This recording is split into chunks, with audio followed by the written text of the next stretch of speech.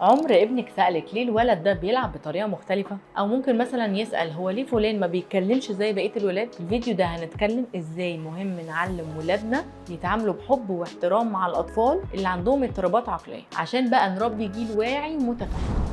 مهم جدا بقى نفهم ولادنا ان كل واحد فينا عنده حاجات مختلفة اللي بتخليه مميز، فمن هنا لازم نعلمهم ان يحترموا كل واحد ويتقبلوا اختلافاته. اهم حاجة نأكد على ولادنا ان التنمر والتمييز حاجة غلط جدا جدا جدا ومش مقبول، لا اخلاقيا ولا دينيا ولا اي حاجة. فلازم بقى هنا نعلم ولادنا ان هم يلعبوا ويتفاعلوا مع الاطفال دي وبشكل طبيعي جدا، والالعاب بقى المشتركة هي اللي هتساعدهم يبقوا اصحاب. اهم حاجة بقى ان اعلم ابني ان هو يفهم اللي قدامه ويفهم الكابابيلتيز بتاعت اللي قدامه، وما يطلبش منه في اللعبه ان يعمل حاجه هو عارف كويس قوي انه مش هيقدر يعملها. واهم بقى من كل ده ان انا قبل ما اتكلم معاهم اكون انا كمان بعمل كده، علشان تصرفاتنا بتنعكس على اولادنا. فعشان كده قبل ما نتكلم لازم نكون بنعمل اللي احنا بنقوله. يعني مثلا لو انا اعرف الشخص ده، انا كمان لازم اتكلم معاه، والطفل ده لازم اكون ويلكمينج ليه واتكلم معاه بطريقه حلوه، مش اخد جنب